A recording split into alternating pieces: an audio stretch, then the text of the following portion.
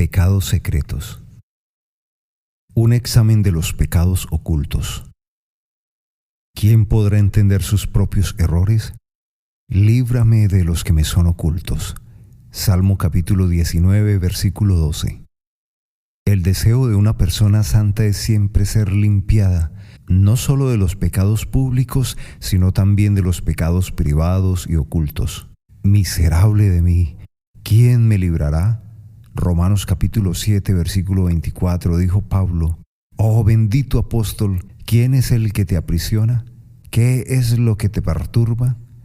Tu vida, dices, era irreprensible antes de tu conversión y después de tu conversión. Filipenses capítulo 3, versículo 4 al 7. Has procurado tener siempre una conciencia sin ofensa ante Dios y ante los hombres. Hechos capítulo 24, versículo 16. Sin embargo, clamas: oh miserable de mí. No obstante te quejas: ¿quién me librará? En verdad, hermanos, no era un pecado público, sino uno dentro de casa. No era el pecado externo, sino en este momento el pecado interno. No era el pecado de Pablo contra un hombre, sino el pecado de Pablo contra Pablo. Era esa ley de sus miembros peleando secretamente dentro de él contra la ley de su mente. Romanos capítulo 7, versículo 23. Esto hizo que aquel hombre santo clamara tanto, que se quejara tanto. Así como Rebeca estaba fastidiada de su vida, como leemos, no por inquietudes ajenas, sino por problemas domésticos. Las hijas de Het dentro de la casa le fastidiaban la vida. Génesis capítulo 27, versículo 46. Así, el nacimiento privado y secreto de la corrupción dentro de Pablo era la causa de su problema. Ese era el motivo de su exclamación y deseo: ¿quién me librará? Recuerde que el mismo Pablo aconsejó a los efesios que se despojaran de su pasada manera de vivir para que pudiesen revestirse del espíritu de una mente renovada, dando a entender que hay pecados que acechan en el interior, así como pecados que rodean el exterior. Efesios capítulo 4, versículo 22 y 23. Los verdaderos cristianos no solo deben barrer la puerta, sino también lavar la habitación. Lo que quiero decir es esto: no solo debemos despojarnos de los pecados que se manifiestan abiertamente en la conducta, sino que también debemos trabajar para ser limpiados de los pecados que permanecen secretos y ocultos en el espíritu y en la disposición interior. ¿En qué sentido son llamados pecados ocultos? Para entender esto, debes saber que el pecado tiene una doble referencia. Puede referirse a Dios, y de esta manera ningún pecado o forma de pecado es realmente oculto. ¿Se ocultará algo, dice Jehová, en escondrijos que yo no los vea?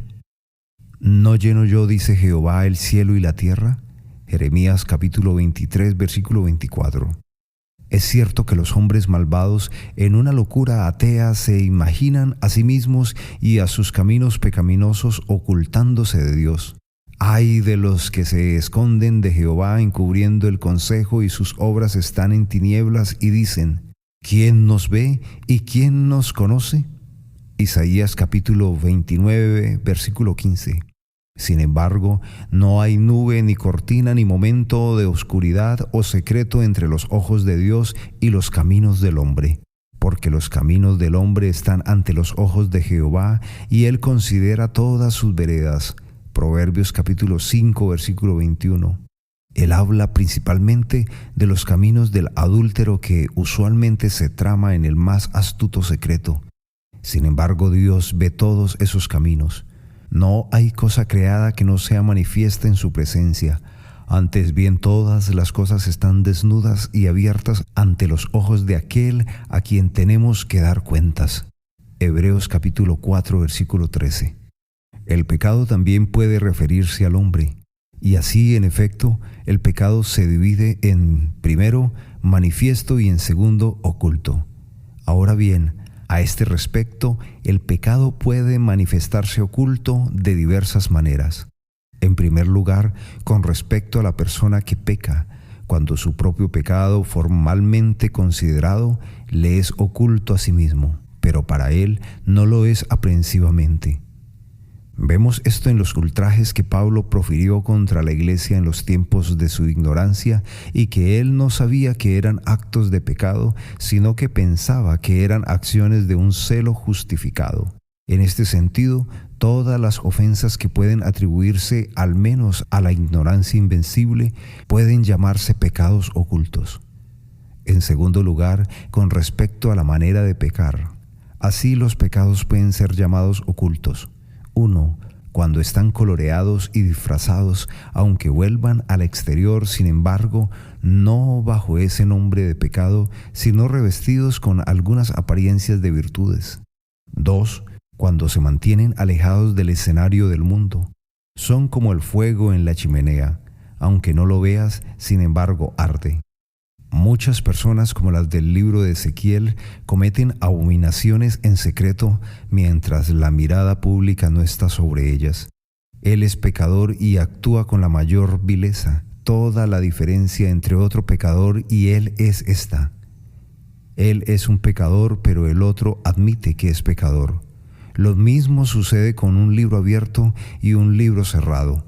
El que está cerrado tiene las mismas páginas y palabras, pero las páginas del que está abierto se pueden ver y leer. 3. Cuando se ocultan no solo de la mirada pública, sino también de cualquier mirada de un mortal. La mirada carnal de quien comete los pecados no los ve con el ojo de la conciencia, pero no con el ojo del sentido natural. Incluso aquellas personas con las que se relaciona y que elogia altamente la naturaleza de sus caminos, no pueden ver las razones secretas y las acciones del pecado en su mente y corazón. Hermanos, no todas las acciones de pecado son externas, no son visibles, pero hay algunas sí, las más peligrosas, que actúan dentro del alma, donde la corrupción yace como una fuerza y una raíz. El corazón del hombre es un esquema de maldad. Un hombre dice en su corazón lo que no se atreve a decir en su lengua y pensamiento. Hará lo que sus manos no se atreven a ejecutar.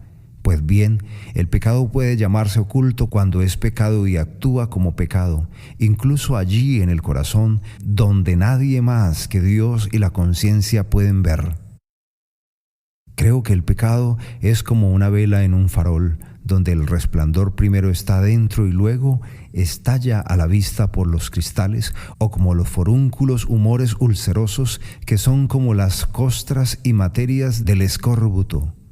Primero están dentro de la piel y después estallan a la vista en el exterior. Lo mismo ocurre con el pecado. Es un humor maligno y una lepra irritante expandiéndose en varios actos y operaciones secretas dentro de la mente. Luego sale al exterior y se atreve a aventurar su práctica a los ojos del mundo.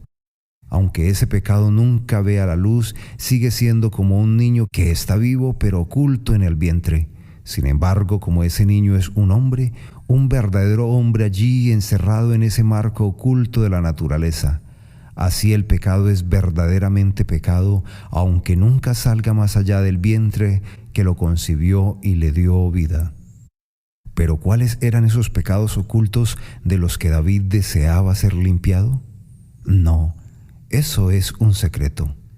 Él no presenta ninguno porque su deseo es ser libre de cada uno.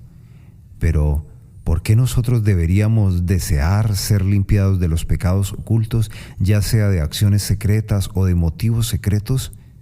Te daré varias razones para ello. En primer lugar, porque los pecados ocultos se convertirán en pecados públicos si no son purificados. Es con el alma como es con el cuerpo, donde las enfermedades primero se engendran y luego se manifiestan. Y si no las extirpas en su raíz, pronto verás brotar su fruto. Es como el fuego que se enciende primero en el interior de la casa y allí, si no lo sofocas, se abrirá camino para llegar al exterior. Entonces, la concupiscencia después que ha concebido da a luz el pecado. Santiago capítulo 1, versículo 15. Amados, recuerden esto. Aunque el primer terreno del pecado está dentro del corazón, la propensión del pecado es salir al público. El niño en el vientre no presenta agonías más fuertes para salir de su alojamiento privado, que es el pecado secreto forjado para volar a las acciones abiertas y manifiestas. Amón estaba enfermo con las concepciones pecaminosas de la lujuria incestuosa. ¿Y qué alboroto hubo allí hasta cuando cometió esa villanía? Si un hombre se pone a contemplar y meditar placenteramente en cualquier pecado, esa misma acción interior de su pecado lo lanza a las aventuras exteriores o lo invita a ellas. Esto es lo mínimo que hace. Extrañamente, esto madura su inclinación natural. Además de esto, lo prepara para una tentación que se adapte a su manera. Satanás no necesitará tentar mucho a quien ya se ha tentado a sí mismo. Para el que obra el pecado en su corazón, cualquier débil oportunidad lo atraerá a su vida. 30 piezas de plata prevalecerán en Judas codicioso, quien ya tenía el oro como amo en su corazón. En segundo lugar, los pecados ocultos son los que más nos engañan. Por tanto, limpiaos. Hay engaño en todos los pecados. El alma es engañada por el pecado siempre que peca. Pero los pecados ocultos son los que más nos engañan, son los que más fácil prevalecen entre nosotros. Primero, porque no tenemos ese estricto y espiritual juicio de los pecados internos como lo tenemos de los pecados externos. Muchas veces los concebimos como pecados que no existen o como pecados livianos y veniales. Empuñar una espada y atravesar el corazón de un hombre, este es un terrible asesinato. Empuñar una palabra falsa y atravesar su buen nombre calumniosamente, creemos igual que esto puede ser malo. Pero matar a un hombre con pensamientos maliciosos, con complots y deseos vengativos, no. Esto difícilmente se considera como un asunto que merezca culpa o al menos muy excusable. Amados, en la naturaleza del pecado está apoderarse del alma, fácilmente sin conmoción ni debate, y ningún pecado se apodera tan fácilmente como aquellos que apenas imaginamos que son pecados. Ahora bien, somos propensos a pensar que los pecados ocultos sean escasamente pecados. En segundo lugar, porque la mayoría de los pecadores evitan pecar en los aspectos externos. No cometen ni viven visiblemente en tales pecados porque no les gusta la vergüenza y temen el castigo. Pero ¿cuáles son esos pecados ocultos que ninguna ley del hombre puede alcanzar y ningún ojo del hombre puede escudriñar? El pecado oculto, siendo invisible por lo tanto, escapa a todos los controles externos por la vida, el habla y el juicio de los hombres. Tiene que atender principalmente a lo que dice la conciencia, que tal vez sea ignorante o esté adormecida. Y si habla, no se la tiene en cuenta. Ahora nota, de todos los pecados mira más los que más fácilmente te engañan. Estos son los que más comete el hombre, los que más le afectan y en los que más tiempo permanece. Puesto que, por lo tanto, los pecados ocultos se presentan de esta manera, ¿no es necesario trabajar para ser limpiados de ellos? En tercer lugar, la fuerza del pecado está en el interior, por lo tanto, esfuérzate por ser limpio de los pecados ocultos. Si un hombre tiene fiebre de tal manera que su lengua arde en su boca y su carne se está cocinando con calor ardiente, sin embargo la fuerza de esa fiebre no está en su espíritu ni en su interior, ellos son incendiados por algún desorden enfermizo. Lo mismo sucede con el pecado. Aunque las acciones externas son bastante malas, las fortalezas están dentro del alma. En cuarto lugar, el principal objeto de la mirada de Dios es la estructura interior y secreta del alma. Trabajad pues para ser limpiados de los pecados ocultos. Si en mi corazón hubiese yo mirado a la iniquidad, el Señor no me habría escuchado. Salmo capítulo 66, versículo 18. He aquí, tú amas la verdad en lo íntimo. Salmo capítulo 51, versículo 6. Por eso se dice a menudo en la Escritura que Él escudriña la mente y el corazón, lo cual da a entender su observación especial de la estructura secreta. Es cierto que Dios acusa los pecados manifiestos. ¿Por qué?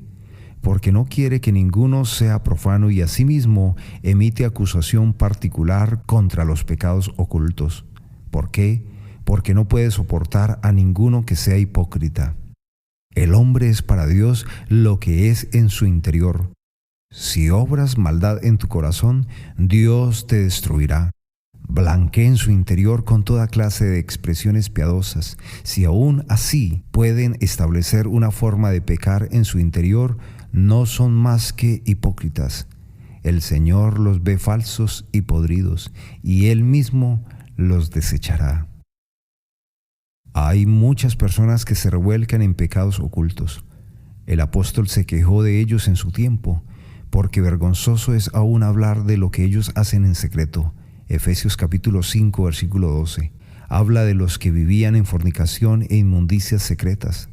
Hermanos, ¿cuántos hay que se envuelven ellos mismos en los pensamientos secretos de la maldad aborrecible y aún en las acciones secretas de la misma, como si no hubiera Dios para mirarlos, ni conciencia para vigilarlos, ni día del juicio ante el cual comparecer?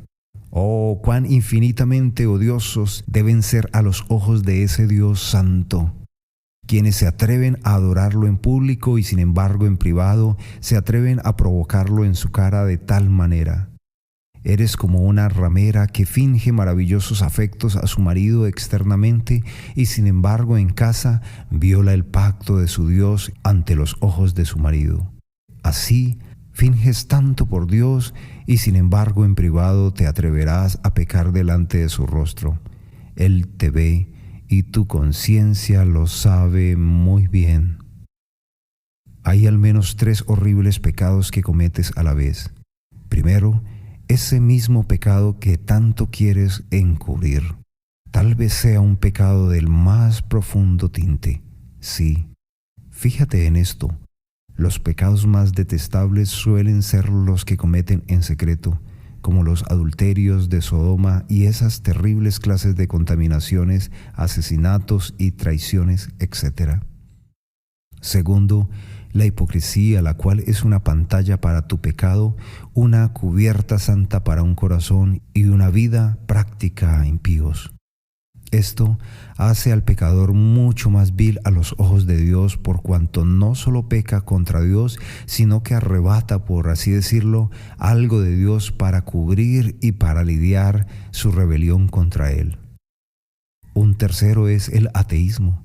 Si no hay un ateísmo formal, si hay un ateísmo virtual, es como si Dios no fuera Dios en secreto, sino solo en público, como si Él pudiera ver solo en la luz y no en la oscuridad, como si su ojo fuera solamente como el ojo de un hombre, mientras que Él es un ojo universal y es una luz sin ninguna oscuridad. Las ocasiones externas pueden inclinarnos a pecados ocultos.